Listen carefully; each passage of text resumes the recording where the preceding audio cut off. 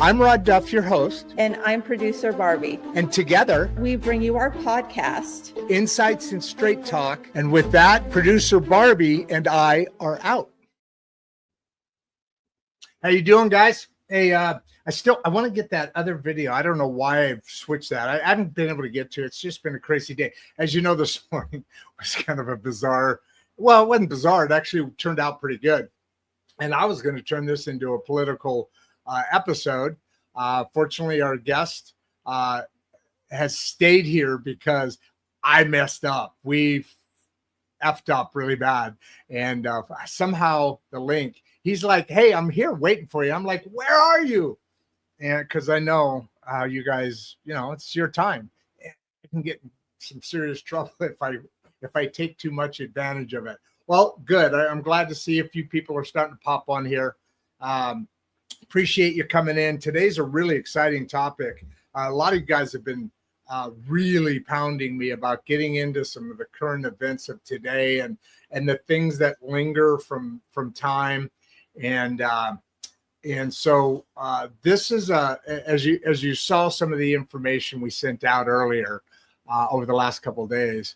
The gentleman we're speaking to today is an author, and he writes these beautiful, let's call them romantic fictional novels, but the fiction is based on the character, not necessarily and only thinly going through current events of today, and things like colonialism, things like living through the past of let's call them horrors, let's call them injustices, let's call them the things that we all know and where the world has derived from. And so that makes this a really, really exciting topic, because it's going to be some similarities, but some different view of same topics to varying degrees, but also differences because of different parts of the world and how countries and societies evolve. So this is going to be really cool, because there is some mix in the way that. Oh, wow. We're getting some good people jumping on here really quick. There's going to be a short intro, Paul, because I kind of like to let people kind of get their time in, stretch a little bit, grab their coffee. You're probably getting ready. You're ahead of us in hours, right? I love the scene, by the way, in the background. That's what I want my backyard to look like. With all of that said, I mean, why wait? Paul, my new best friend, he's here. He's ready to go. Let's chit chat. As you can tell, he's been out in the sun a bit, got a little color going for him. How you doing this morning, Mr. Paul? Hi, or Rob. This evening? It's evening, right, for you? No, it's 5 a.m. here. Oh, okay. So the sun is just kind of picking up there. We're actually ahead of you. So, 5 a.m. Still black outside. So I'm a little bit just trying to bit groggy. Trying to get it going here. I'm well into things, getting ready to wrap some things up. I'm in a new town. I moved into a new part of the country here, which is exciting. And I do that because this is a show about, as you probably know, the great middle class, or known in different parts of the world, same thing, the working class, and the issues and the things and the abilities for empowerment and the abilities to make better, mental health, and working on things that we should have more access to make ourselves a more strong because in girth, the government has, breadth and girth, the united people. We talked about briefly in the green room about putting people in boxes, divide and conquer. So as we talked about, Paul, I don't want to take up all your time here. We got about 35 people or so rolling in right now. Why don't you start, where did it all begin? Maybe not from conception or birth or whatever, but somewhere in there was a direction that led you to this journey. And what's interesting is the way that you write your novels. And I believe this is true throughout them, right? In that you have that twist of you're talking about social issues, but you're putting it in a way that may attract other readers as well. Yeah. Is that a fair statement? Yeah, it's I mean, I'm not an advocate for anybody or anything, but right. A while back, same here. I started writing, and I always wanted. This is my fourth novel, and I always wanted to write some Australiana. That's the latest one right there. Sorry for interrupting, but off to, I think it's your left. Are you mirrored? I don't know if you're mirrored or not, but off your shoulder, you have a background of Outback Odyssey. That's the newest one, isn't it? Yeah, that's my fourth novel. Yeah. Yeah. Okay. It only came out in June, so brand new. Yeah, it's pretty exciting. I'm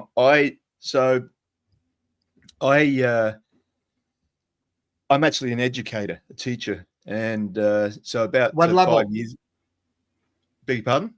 What level? What age? Area? High school. High school. Yeah.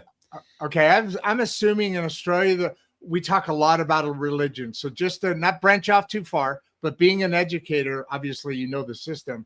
I talk about how Europe, I believe, has a little bit better system than America in their educational. That's all being restructured now, and that's a whole nother story. Yeah. But is Australia the same sort of thing? Like, I have some people I work with that are from the UK. He's 15. He and his brother moved to Greece, started a company, and he dropped out of high. Or didn't drop out, but there's a system that you can travel on and end your high school legally or whatever without. How is it in Australia? Is it more like us? How do we picture it? What's it look like? Well, I went to high school in Canada, so okay. Yeah, the systems. I'd say that the system is very similar to America and Canada. If I mean, most Western civilized worlds I assume have something similar. So yeah, very similar.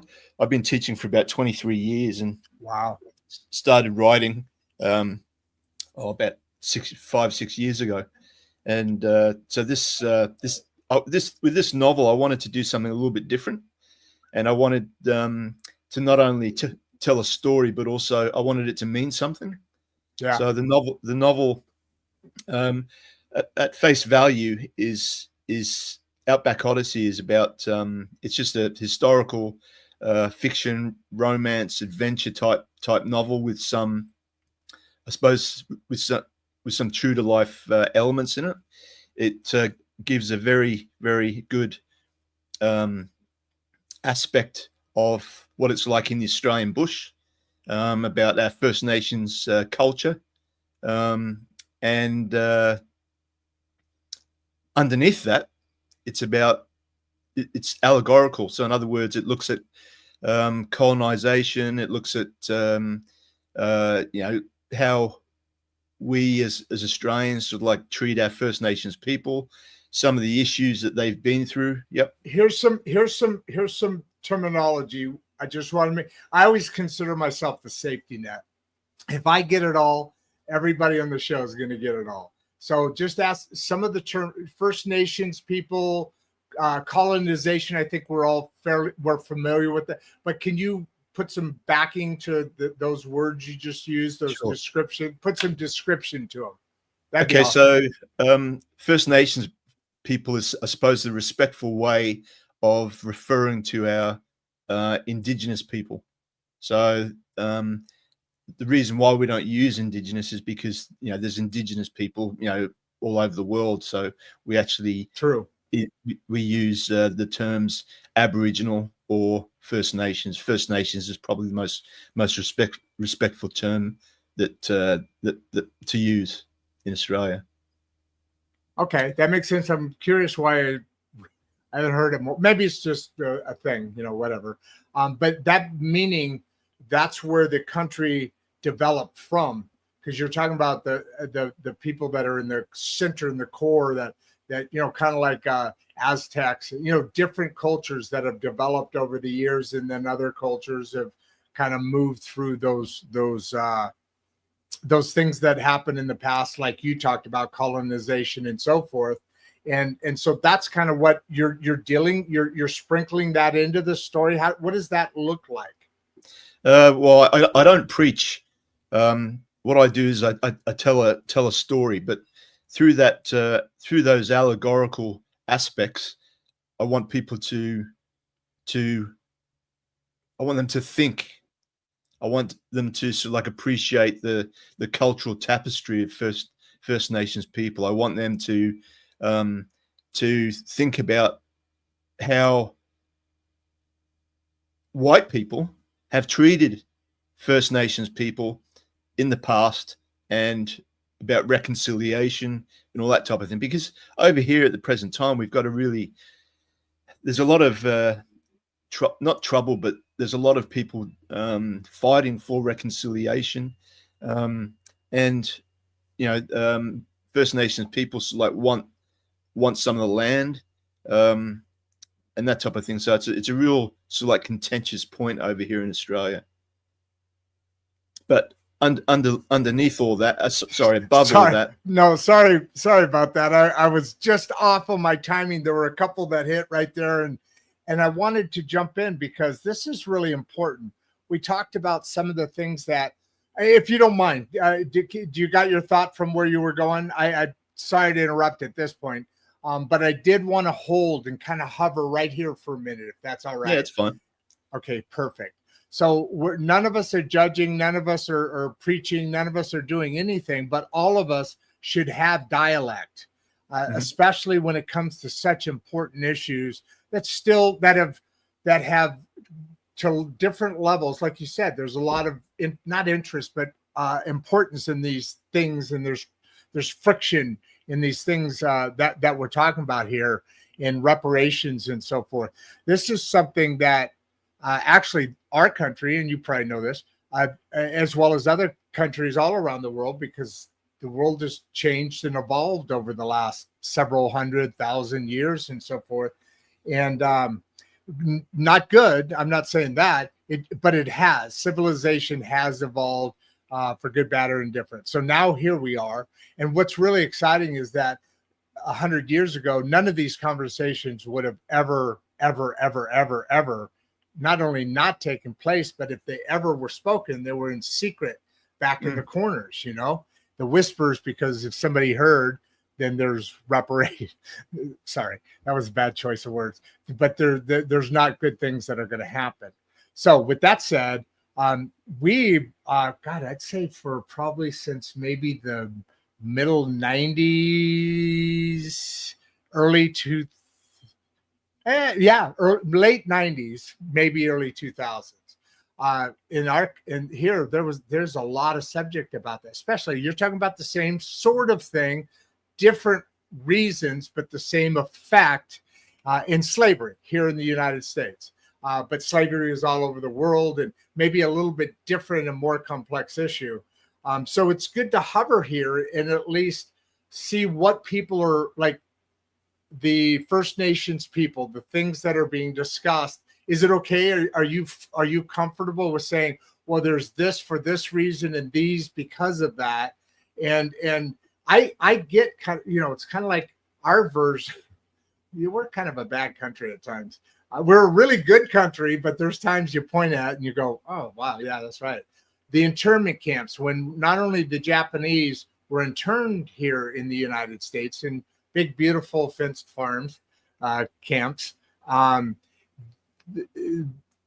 on top of that, their homes and businesses were then taken away. Kind of like, I hate to use this comparison because it's a politically charged one. Different though, how the Germans used to go and remove people and then take all their possessions. We kind of did that too. I think, what was that too? World War II, right? Yeah. Enough of that. But that's the comparison that I'm looking at. That's where I'm coming from. Where do you come? And let's have that discussion about what are the do you mind talking about that? What are the expectations? No. Look, I think this novel, 50 years ago, because Australia is quite a conservative country, I think the novel would have been banned. But with regard there you go. Okay, go ahead. That's my point exactly. Yep. With regard to First Nations people, that we have something called the stolen generations, and the idea, and then the novel is set back in the 50s, and it's about about an Englishman that is basically emigrates to Australia. And back then in Australia, there was an all-white policy, and the government wanted to keep Australia British. So what happened was they Is that like South Africa? Is that a similar thing? Can I touch that and relate onto it, or is it different? No, it's a bit different. It's a bit different. Okay, so explain further then, please, because I get the concept of apartheid. Yeah. Again, all these things we're just saying words that are floating out there. What's the difference between what you're talking about and apartheid? Okay, well, all white.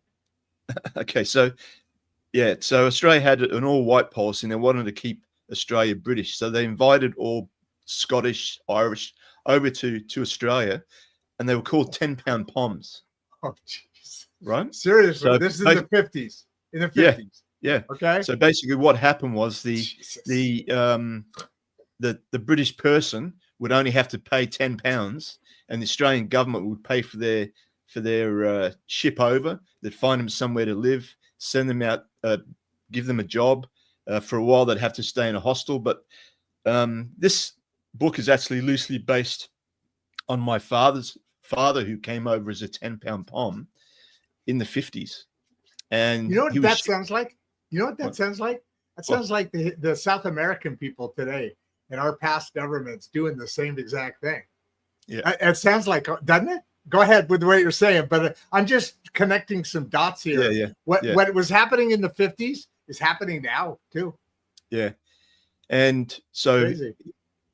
The only stipulation was with that £10 was that they had, once they got to Australia, they had to stay here for 2 years. And if they didn't stay here for 2 years and work out in the outback, which is sort of like, the outback is sort of like the bush, where there's very little population, etc., or they'd work in a factory.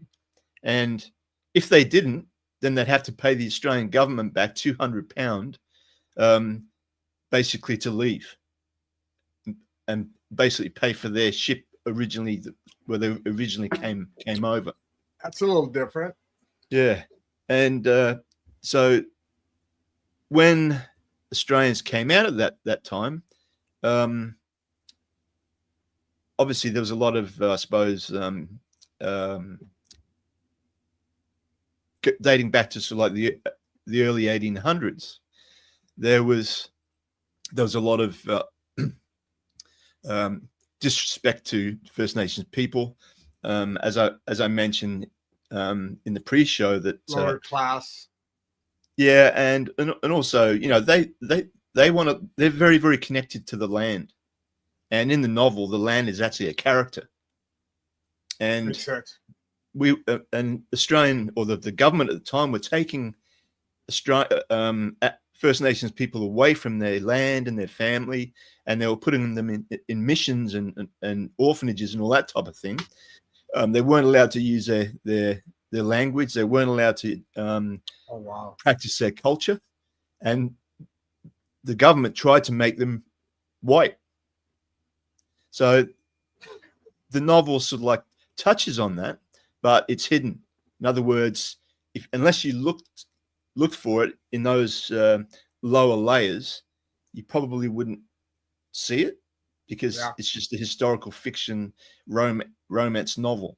So yeah, it's allegorical. Did I answer your question? You absolutely did, absolutely, and it leads perfectly as a crossover, a bridge into what Rob's asking here. By the way, Rob Thomas, I don't know how much you know American music, but that's the name of my favorite singer of all time. We're not backward. We keep up with the latest music. Okay, fair enough. I didn't mean anything. How do you approach writing Indigenous voices? How do you approach that? Writing them with respect, because of everything that's perfect question, man.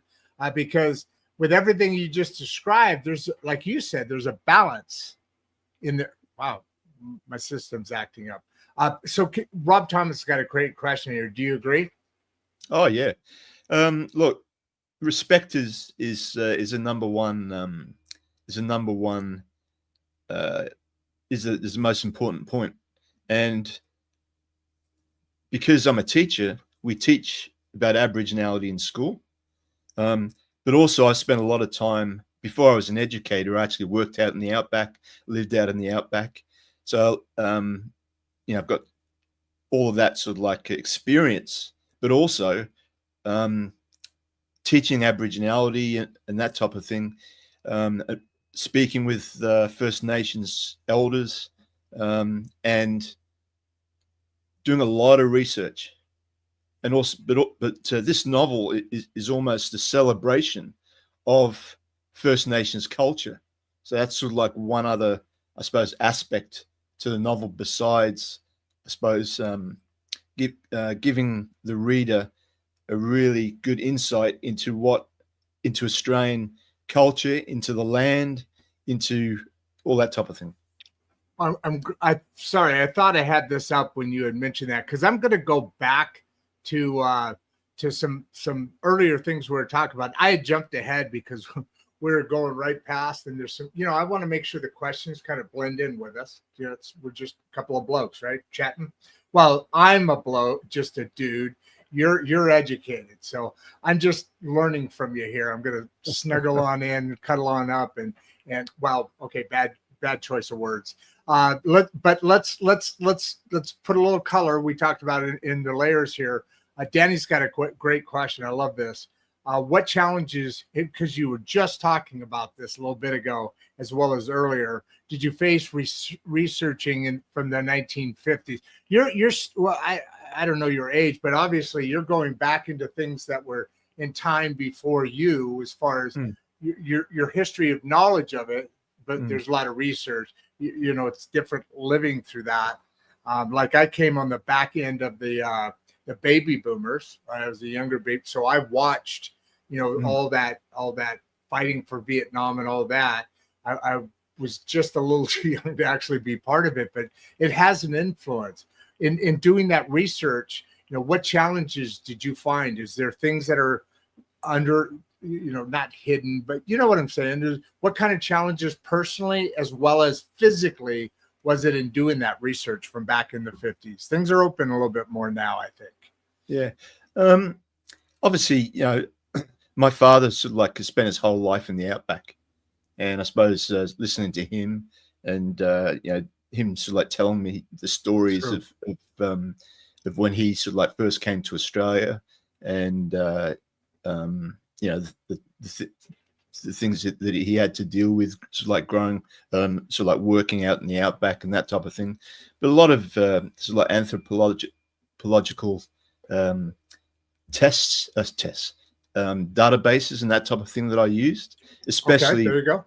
Especially with when writing about First Nations culture, you have to be very, very careful, and as the viewer mentioned, respectful, and you have to be correct, right? And the story, fact checkers, baby, fact checkers, right? Yeah, you gotta make sure that all that's double, especially like what Justina is saying here. As far as that, the uncomfortable truths. Now you have to be correct in everything, and you're going to be criticized anyway, right? Yeah. Look, I mean, the first thing that people ask me when I do an interview is what's a white fella doing right? What's a white fella doing writing about Aboriginal culture, right? And when in the story, I don't write for Aboriginal people. What I do is I basically resonate some of their sentiments, if that makes sense. So in other 100%. words, that feeling of being Australian and bringing sort of like an insight into how important the land is and how First Nations people. I mean, the land is like their church. Mm-hmm. And and basically in the story, what happens is Jimmy wants to belong somewhere, because he spent his first 12, most of his childhood in an orphanage. So when he comes out to Australia, he feels like he doesn't belong anywhere. So an Aboriginal mob, or what you would call a clan, actually, one of the elders takes him under his wing, and he teaches him about the land. And eventually, through time and through experiences, he starts to belong to the land. It's amazing. Let me pull this back off, because I want to stay on what you, as I like to say, hovered there for a second. It's amazing. In the episodes that we do, in the shows that we do, it's a range of topics. Everything from AI. We have an AI community. We have a classes that we teach, because all of that's important. AI's coming. You're either going to benefit from it or you're going to survive it, hopefully. Back in the days when the internet first came, the generations of our age and people that didn't know were outside of society. That's an important grouping of topics. We talk about mental health, both separately and together, men's and women's mental health. And it's not like I know everything. I know a little bit about a bunch of stuff, but people like you are what bring this all together. And then we have, different political things that are going on. And then we have the holistic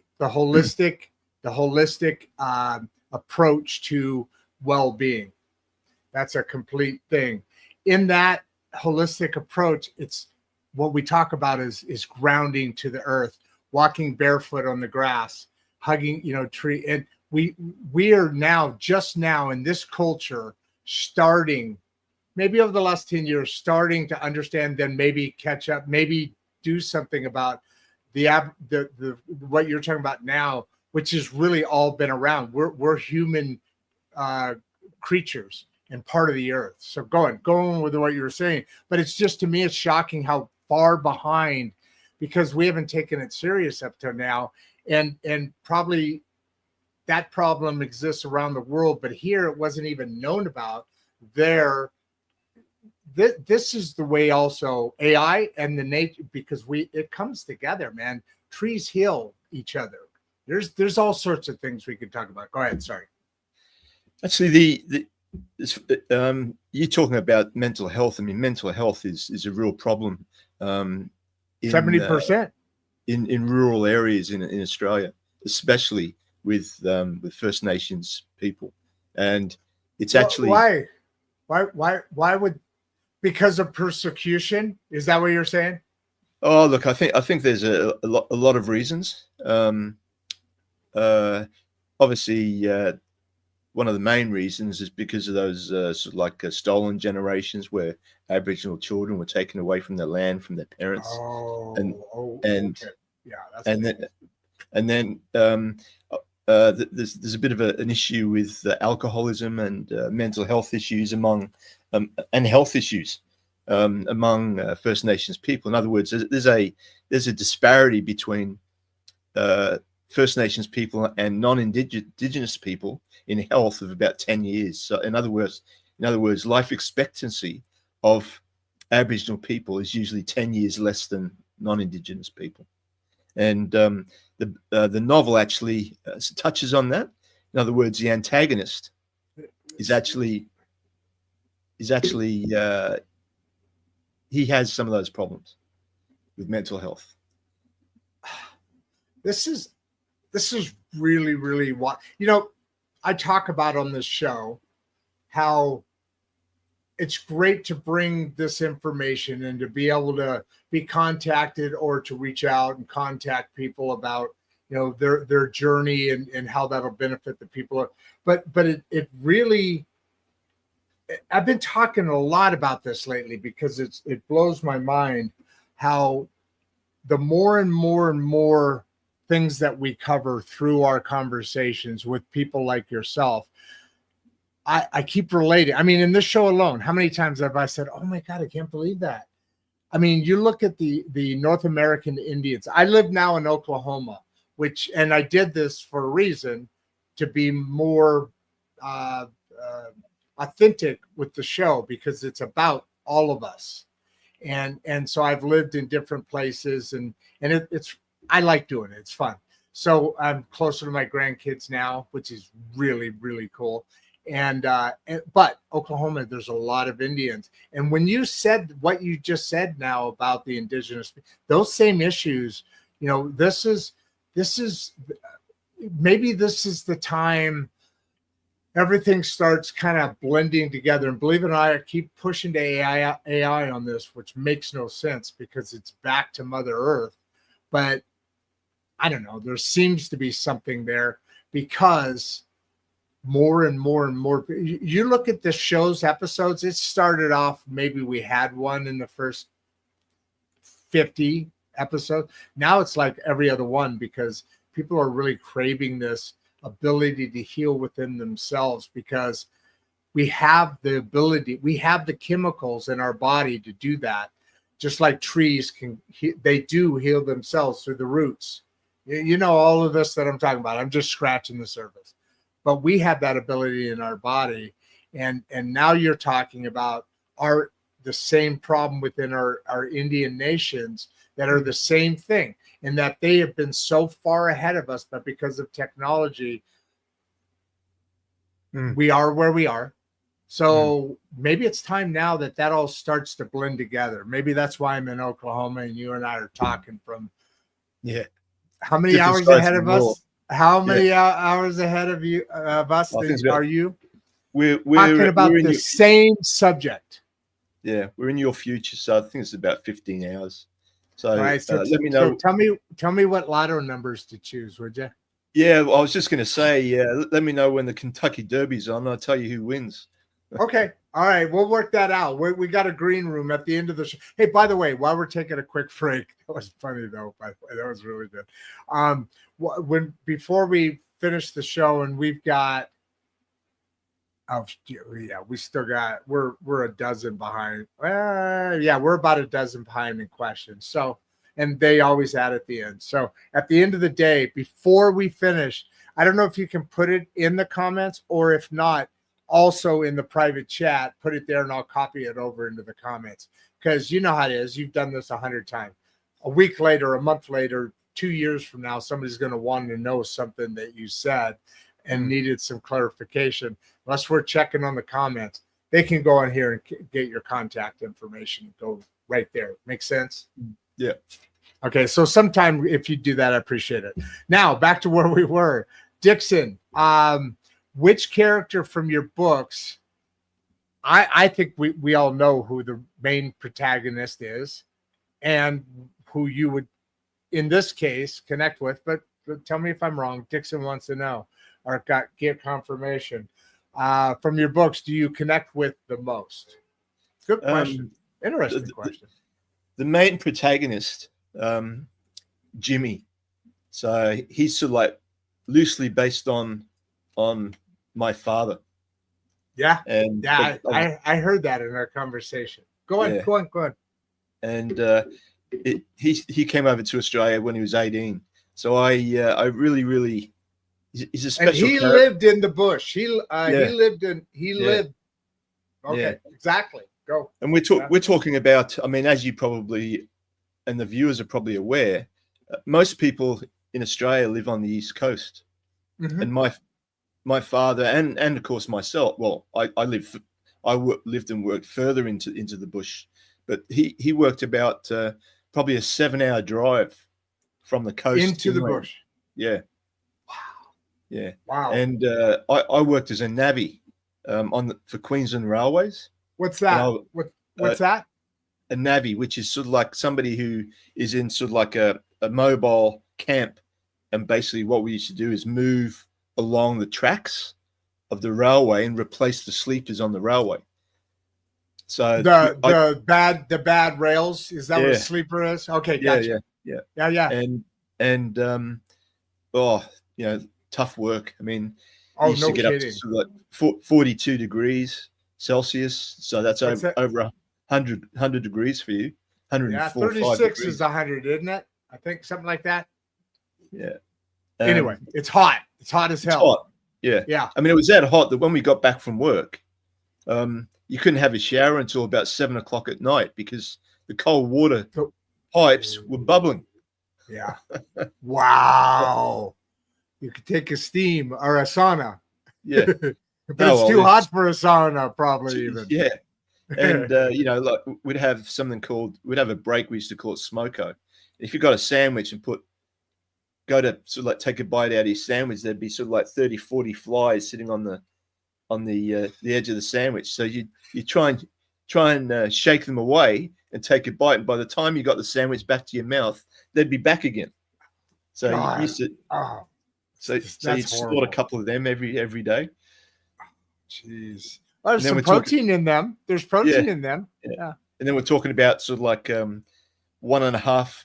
We were sitting on a mound of sleepers one day, and this brown snake just sort of like slithered out from just beneath our feet. And it was about 1.5 meters long, and they're deadly. If you're out in the outback and get bitten by one of those, you're in real trouble.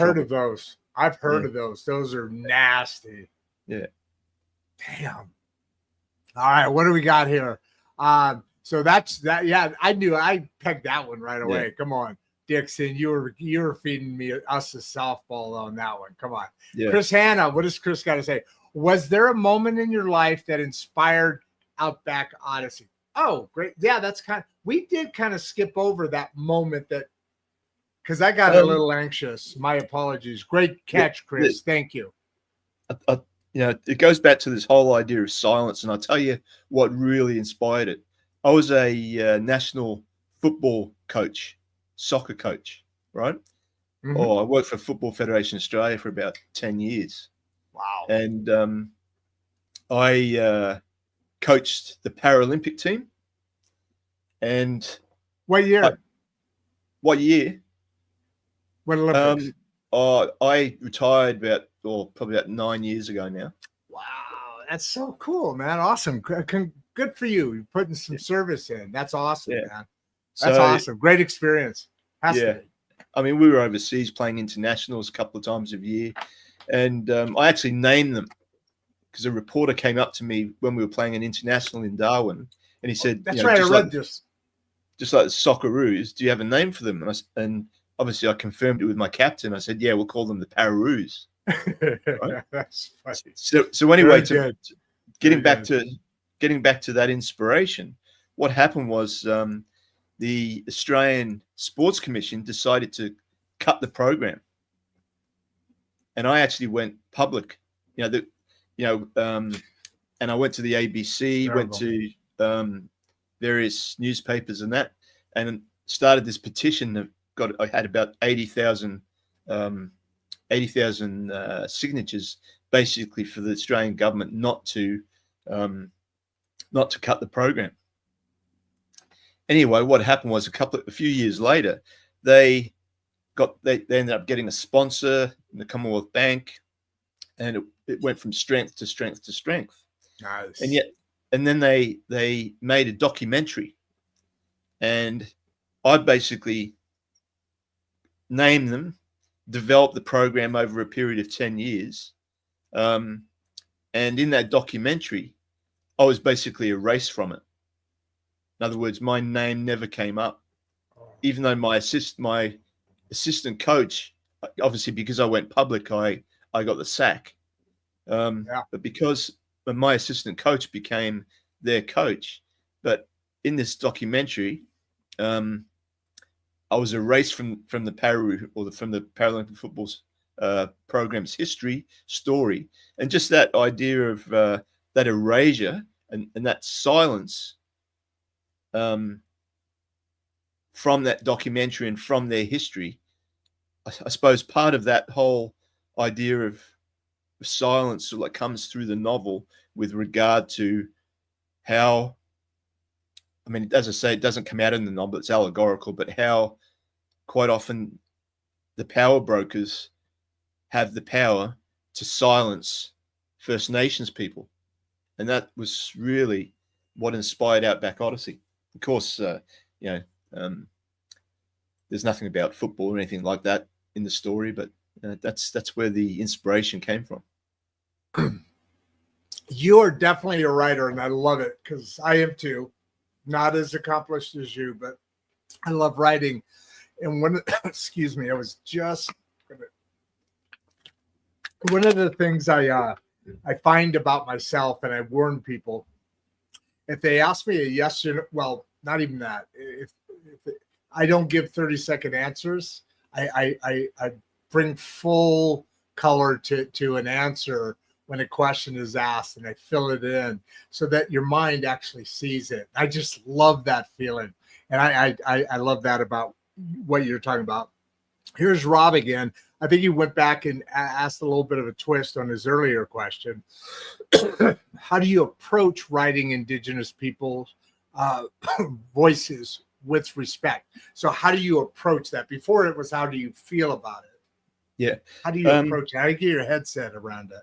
Yeah, look, this isn't your normal Australian historical fiction adventure story where First Nations people are sort of like in the margins. All right.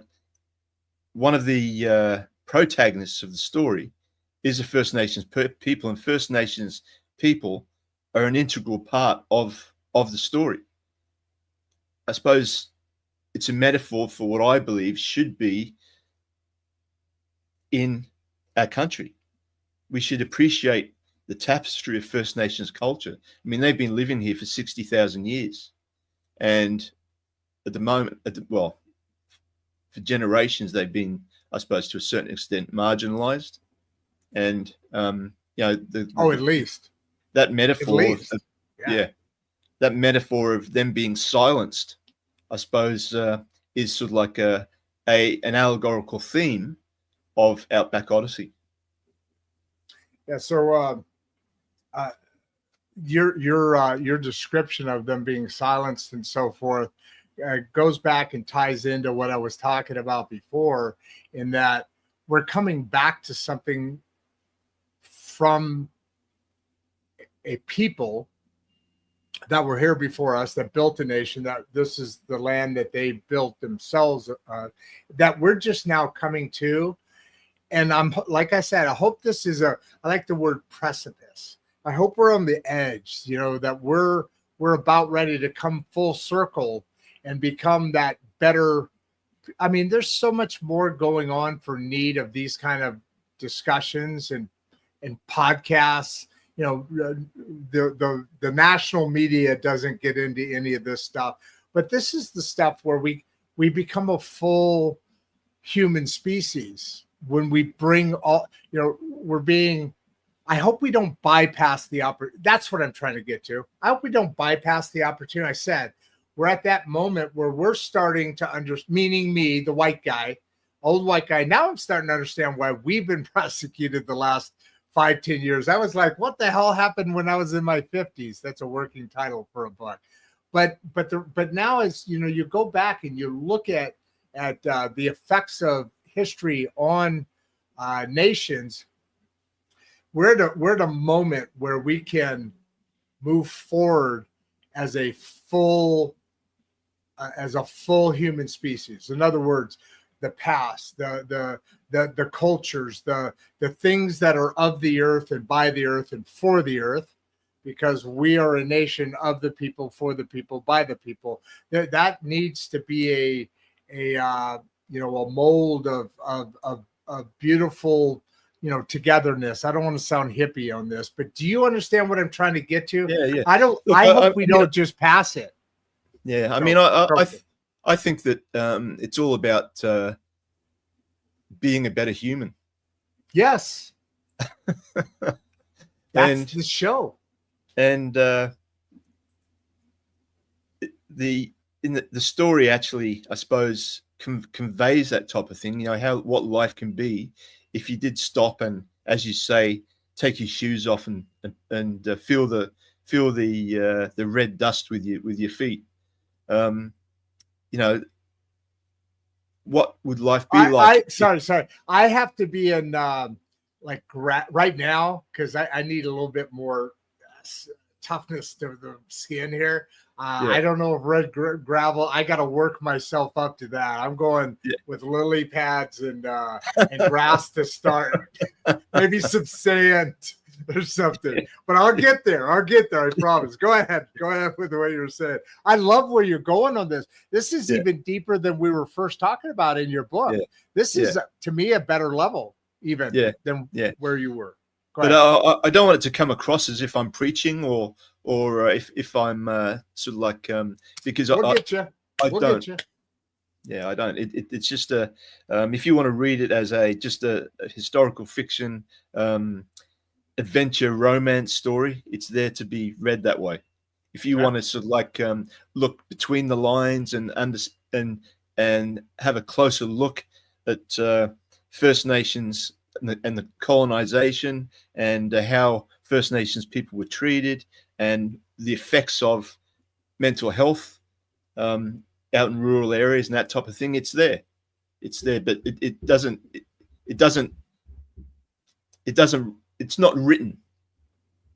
So no, I get it. You're not up on a pulpit shouting it out, but you're being what we talked about earlier. You're describing a theme in theatrical ways that you can, like a song, like Rob Thomas does.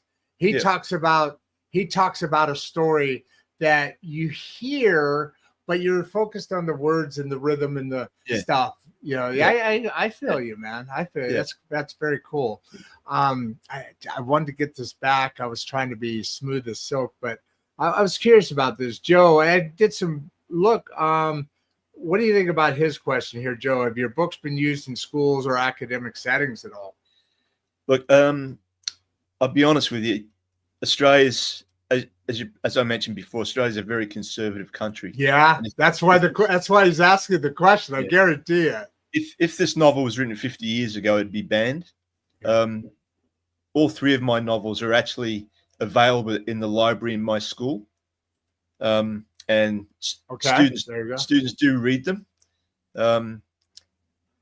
but officially, as in an academic setting, look, to be honest with you, I think even the Australian media is having trouble coming to terms with the novel.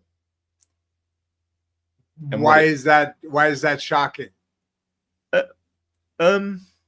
How is your media over there? What is your media like over there? Oh, it'd be just like yours. But you got one side that everything on that side is perfect and the evil is all coming from there, and you got another side that is the same thing the other way back. Yeah, and you've got no in between.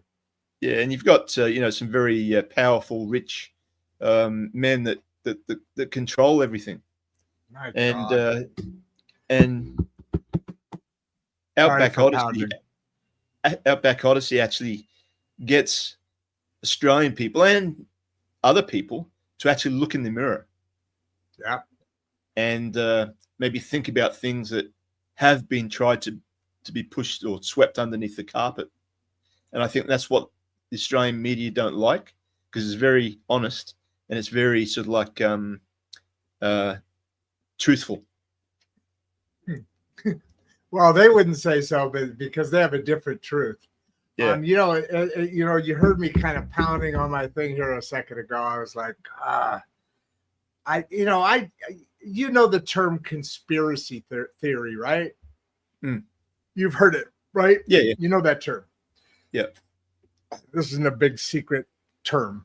I want to get to his question here in a second, but the more you talk and the more I listen and the more we go back and forth and the more this topic is talked about, as well as so many others, with respect to an ill that is happening in their country, for example. And those ills are pretty common between the ills. For instance, I used American Indian versus the indigenous or the First Nations people as very similar, and you could continue on through different people, but same sort of things happening. And I just keep, you talk about there's very powerful people that want this to happen, and they're very powerful and so forth.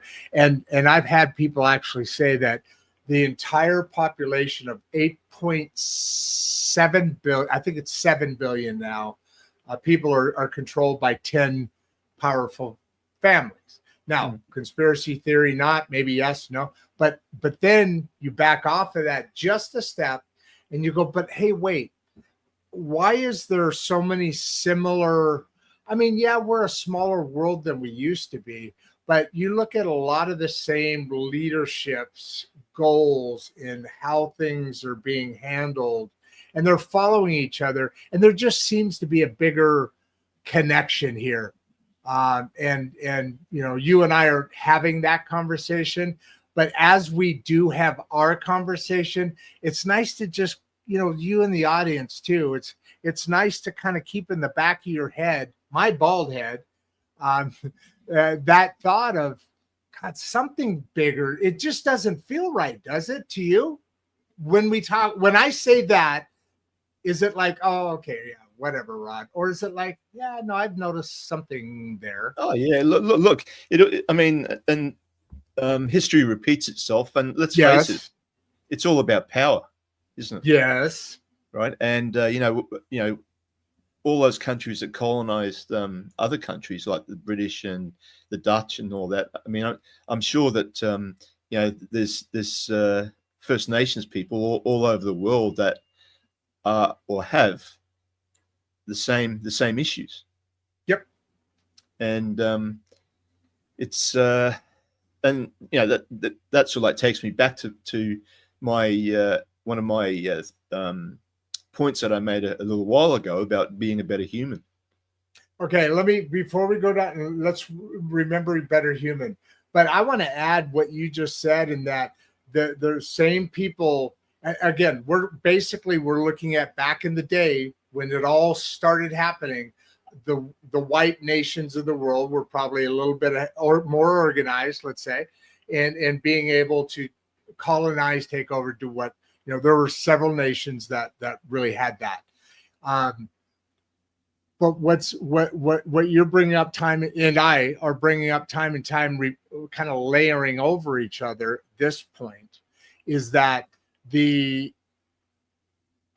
same situation's happening, but nothing's changing, and it's just a silent topic. It's a ghost topic. Correct me anywhere if I'm wrong here, or jump in. But they're all the same problems. The depression at a higher level, and we all have I mean, worldwide, I think it's at 70%. You know, and then there's the alcoholism, and marriages aren't lasting. I mean, it used to be really bad at 50. Now I think it's like 62% of marriages don't last. Don't last. Not do last. Don't last. It's getting worse, right? And on and on and on and on and on. I mean, this breakdown of society is just either being ignored by stupid freaking leadership that we keep putting back in office, your country as well as mine, and every other one of them. And you know, there's got to be a point where we got to go, okay, that's enough.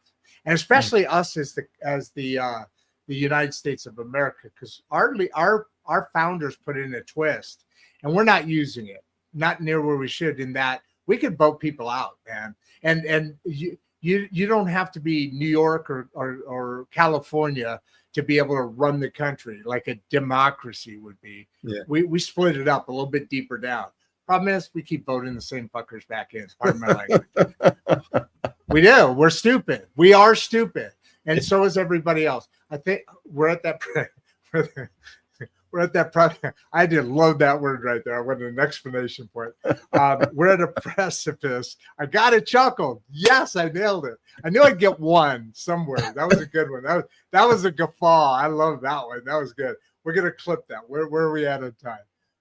54:41. Remember that. Mark it. No, I'm just kidding. So at the end of the day, we just keep putting them back in, and I hope these kind of shows and all the other ones out there that are way bigger, and we're just all starting to get there. I hope they make that difference so that we can be smart. You said it. Now go on to your topic. like you said before, the point you made, we just have to be better humans. Yeah. Take it, man. Yeah.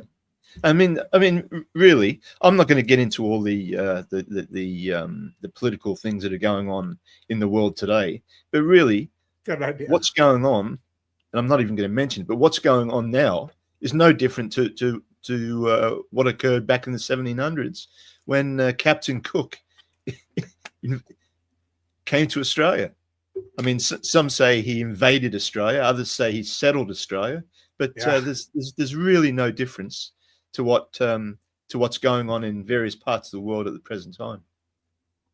Yeah, very aggressive, and there's some serious consequences that are coming. And what's interesting is we're not reacting fast enough because we get the information. I mean, Captain Cook's days, you didn't get any information till it already happened, and then people come to, and it's already, hey, we're here. Now it's like, real time, but we're just sitting back and letting stuff happen. Yeah. We're afraid to be silenced. Yeah. Not silenced. That's not the word. What's the word that's been popular for a while? Where they ghost you. I don't know. We're afraid to be whatever. Yeah. And I wanted to hit this. What was the most surprising reaction you got from a reader? Any feedback that you got that kind of took you by surprise? Is that I like that. Yeah, look, I was interviewed by Beth Hildenbrand on her show, Booked Up with Beth, about 2 weeks ago now. And she read the book and she said to me, look, great characters, great story, 5 stars. But the most important thing about it is that I learned something. I didn't know all those things about Australia and the importance of the land and the First Nations culture. And that was sort of like one of the most powerful things that I took from the book, besides the story, was learning those things about Australia. Because I'm a very descriptive writer. So, when you read the novel, you actually feel like you're sort of like standing in the middle of a red gum. I love that. Red gum. Is that the sand you were talking about earlier that I got to work myself up to? That's a tree. Oh, a red gum tree. Yeah. Oh, wow. I love that, man. And swimming in a billabong. I know what a billabong is. Yeah. Oh, no, tell me. I didn't know you were going to say. Oh, a billabong's like a pond. But it usually comes from an underground water source, and it's fresh water. There's no... Yeah, and there's no. There's quite often there's crocodiles in there, but they're not the salties, because usually, obviously, it's fresh water, and salties only swim around in salt water. But yeah, great place, man. Great place. How much time this? Okay, so these next few questions, I'm kind of partial to. I'm gonna get off of the. Or we can get back on. You can this is your show, so with these guys are giving me some candy here, some sweet tea. Let's call it. You familiar with American sweet tea down in the South here? Not really. No, I didn't think Americans drank tea. Oh yeah. Actually, we're drinking more and more tea. Actually, my first show, I had a tea. But yeah, no, obviously it's, again, we're catching up to, we're catching up, guys, believe it or not, we're catching up to some stuff. But sweet tea's been around for a long time. It's from the South. Oh my God, it's cold. It's like drinking a soda, but you're drinking tea, but it's sweet tea, and it doesn't taste like soda. It's none of that. It's just the way the tea is brewed. It has a bit of a sweet. It's tea. You know what tea is, but not like British tea, which we do drink, hot tea. Yeah. You guys have cold tea, right? Yeah. We've got drinks that are tea flavored. Okay, so imagine that, but we're the South is really into their apricots and sweet tea. The Southern girl, out on the porch. Yeah. It's a whole thing. Yeah. Butter and jam on there's that whole thing. You guys got culture. We have a little bit. We're young, but we still got some culture. The sweet tea thing's been around for a while, so yeah, we have it. And I have no idea why I'm still talking about sweet tea, but how much time do you, let me jump off of this really quick and save me, please.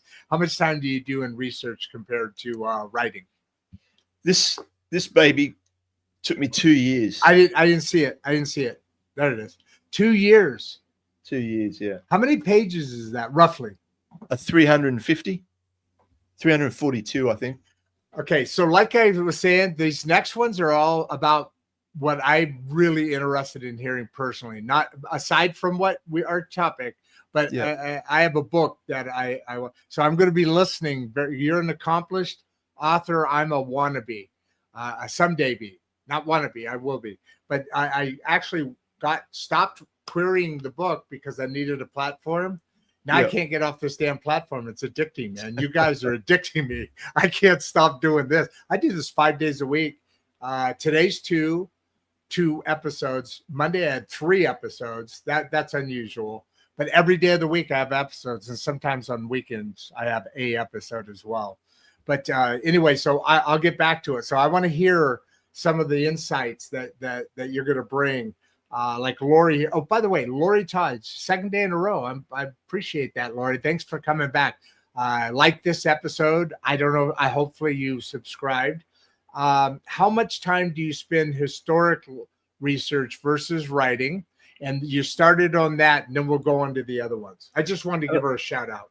Oh, look, I mean, you said 2 years. 2 years. 2 years. So, obviously, I'm a storyteller, but I've got to make sure that the story is grounded in truth, and all my novels are very historically accurate. So, with regard to writing and as opposed to doing the research, it'd be difficult to say. I mean, for me, I don't plan anything, and so like when I write, I don't. It's like a movie taking place in front of my eyes, and all I do is transfer the movie from my eyes down onto a piece of paper or a computer, and so, but obviously, I don't. Then I have to sort of like dive into anthropological text to make sure that what I'm writing is accurate. So it's difficult to say how much research and how much writing, because it's going on at the same time.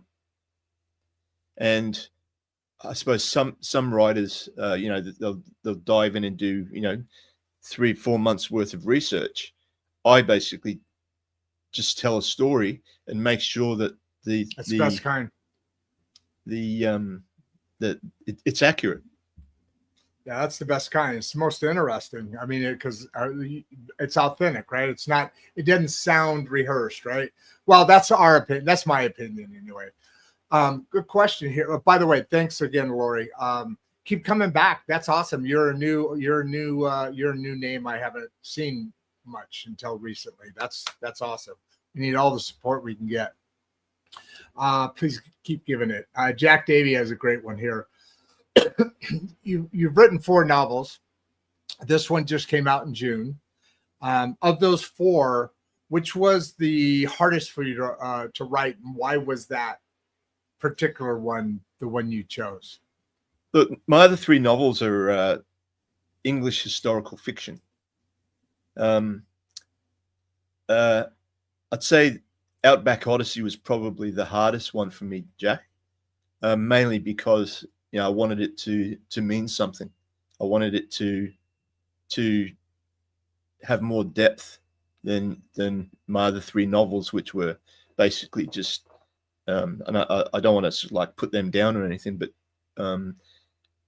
were sort of like historical fiction romance set in sort of like the 1700s.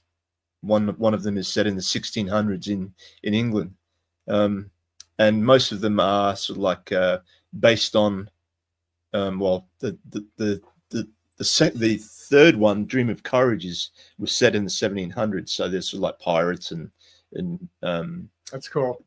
And but Jack Frost and like peasants and love story, and isn't that what the middle class is today? We say that periodically. Isn't the peasant class just the middle class of today? Yeah. It was a whole different ball game back in the 1700s, though, as you're aware. But of course. Yeah. We've evolved a little bit. We got a little bit of a rise. Yeah, a little bit. But Outback Odyssey was the hardest to write, and because I suppose I had to be very, very careful to be accurate, to pay respect, but also to tell that story, but also making that underlying allegorical, those allegorical aspects, subliminal. Yeah, that's a good craft to have, because that keeps it from overtaking the message that's subliminal. For the subliminal message, you want to stay there. The ability to do that is challenging for it not to take over and become liminal. Not subliminal, but liminable, whatever the right word is. So I mean, what do you believe in? This is the last one. The next two are cool, awesome questions. You next two, but this is the last one that is my personal. I really want to kind of hear that, because creativity is learned from the expert. So, John, do you believe fiction can change how people see history? It's an interesting. I thought so. Yeah, I didn't know if it was good question, John. Oh, definitely. I suppose the history that our students in school are taught. I mean, all across the world, history is usually written by those in power and those that see history that may not be as accurate as what it should be, because and that comes down to this whole idea of silence and that type of thing. So I do, and that's what I suppose is important about Outback Odyssey and why I wrote it, is that I want people to think. I want people to think about what they've been told in school. How accurate is it?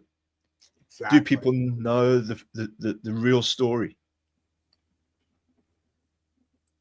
This is an interesting extension to that. I don't know how realistic it is or not. I don't know. I haven't gotten to the point of this yet. So it's an interesting concept to me, but one that's still far off in the distance. Well, hopefully I'll get. I have had several guests on here say, "Hey, send me your proposal," because I've always gotten good feedback, but I never had a platform. Now I got a platform, so but I'll get there. So Lanrick, have you ever changed a character story after a reader's feedback? Now I'm assuming he's referring to, how you send out to sample readers and different people that give you feedback, professional, not just your neighbor. Advanced reader copies. That's a great question as well. I'll tell you a story. When I was writing Red Winter Journey, Red Winter Journey actually takes place in 1642, in the time of the English Civil War, and a lot of people don't know, but England at one point was like a republic. But anyway, getting back to the story, as part of that novel, there didn't have to be, but I think it made it realistic and true to the time. There had to be a rape scene, and obviously, I was really humming and hawing about sort of like putting that in the story. But what I did is I wrote the passage and then sent out that particular passage. And it wasn't gory or anything like that. It was quite. It was intense, though. It was intense, yeah. And anyway, I sent that passage out to a lot of sort of like readers and said, this is a passage I'd like to put in the novel. What do you think about it? And a lot of those readers were female. A lot of them, obviously, male and female. And they actually came back and said, no, I think that's sort of like true to the time, true to true to the to like that point in English history that true would have happened. And so I left it in. Yeah, so that appreciate that question. Sorry, I'm hovering over it. Lanrick, that was an awesome question. I appreciate your answer, Paul. And I agree. And it's interesting the comparisons that your story has.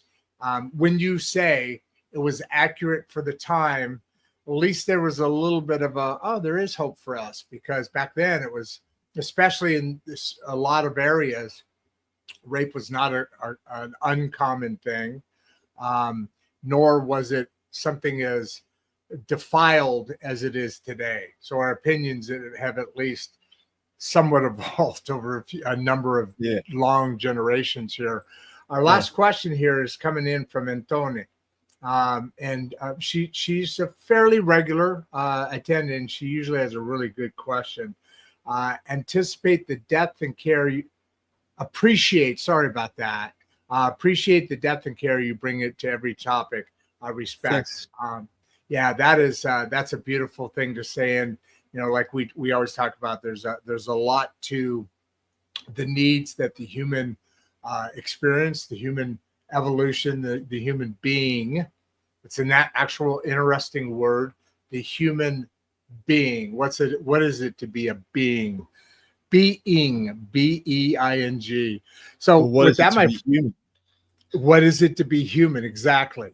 What is that experience? What does that look like? And what's really, to make it even more interesting, is the fact that you're looking at life through your own lens, right? So if you're sitting here, actually this right now, or if you're sitting here, we're watching the show or talking about this show, would have two totally different experiences. Our lives are completely different, even though that we're sitting next to each other, because of all the things we've experienced individually, that complex brain, actually the three brains of the body, the gut feeling, the emotional heart, that both of those control the brain that pumps out the chemicals to make the body react how it's supposed to. This has been another one of those amazingly interesting and inspiring conversations where you start to connect more dots and realize how important it is for us to have these conversations, because we're reaching over the pond. Actually, how many hours did you say it was? Well, right now it's probably 15, like 6 a.m. 15 hours. It's 6:30. Yeah. All right. So you need to go get some rest, because you got up really early for us, and you've been awesome in the show.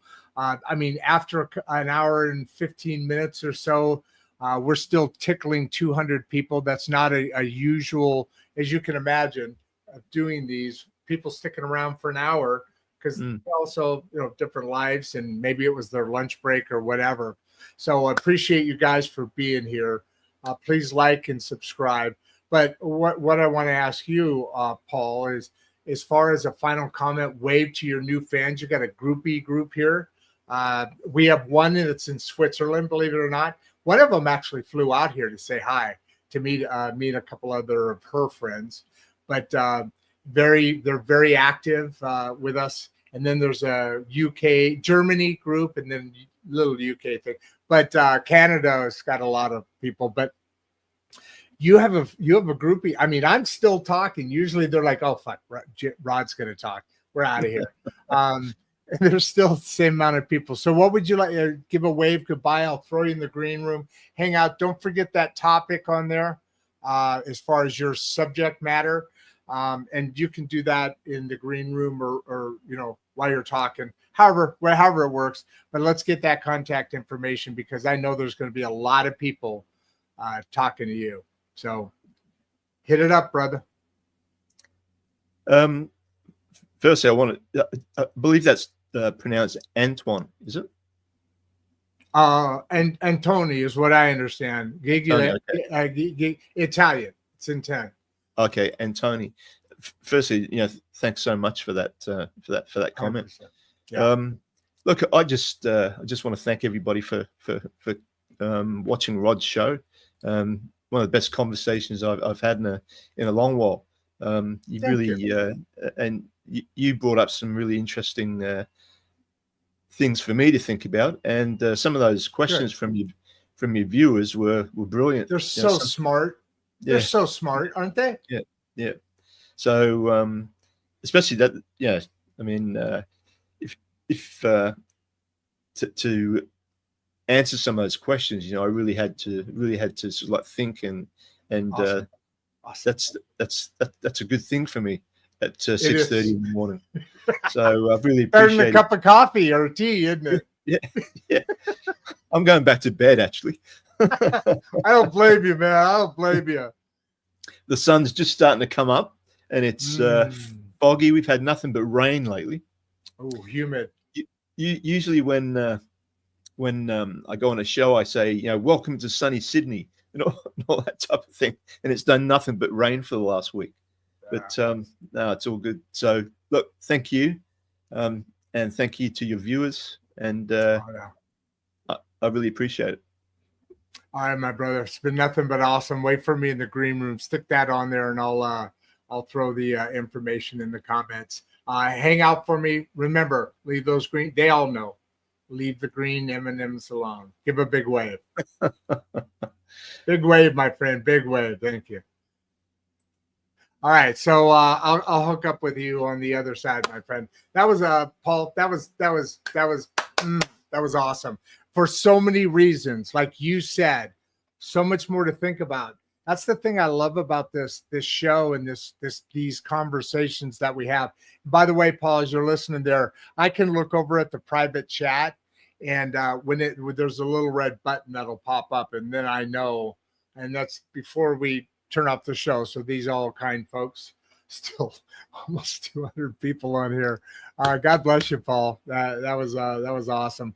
A lot of welcoming conversation here. A lot of interest in a mission that's important, not only because it's important to your motherland, but it's important to every motherland across the world.